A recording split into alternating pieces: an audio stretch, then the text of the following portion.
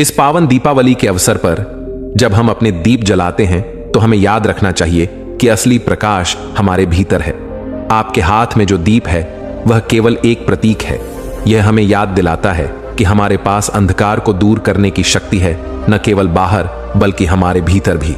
यह त्योहार केवल उस प्रकाश के बारे में नहीं है जो हम देखते हैं, यह उस प्रकाश के बारे में है जिसे हम अपने हृदय और मन में संजोते हैं।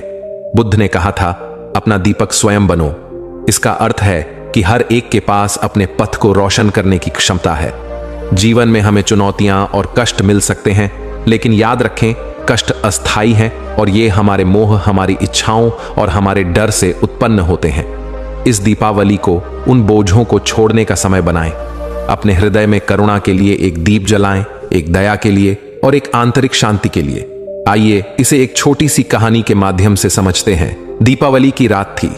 छोटे से गांव में जहां हर घर दीपों से जगमगा रहा था, वहीं गांव के किनारे एक अंधेरे कोने में एक बुद्ध की मूर्ति शांत मुद्रा में विराजमान थी।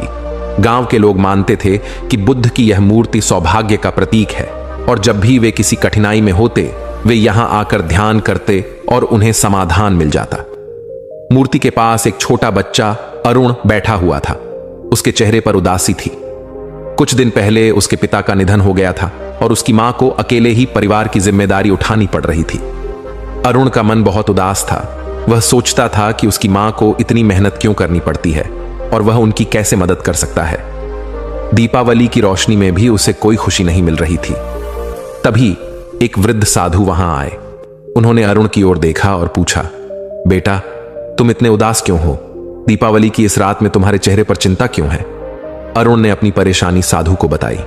साधु मुस्कुराए और बोले, बेटा, दीपावली का असली मतलब है अंधकार से प्रकाश की ओर जाना।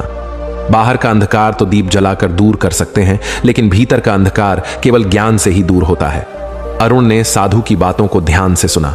साधु ने बुद्ध की मूर्ति की ओर इशारा करते हुए कहा, बुद्ध कहते हैं कि अपना दीपक स्वयं बनो। इसका अर्थ है कि हर इंसान के भीतर अपनी समस्याओं का समाधान खोजने की शक्ति होती है। हमें बस उस रोशनी को भीतर से जगाना होता है। अरुण ने पूछा, पर मैं क्या कर सकता हूं बाबा?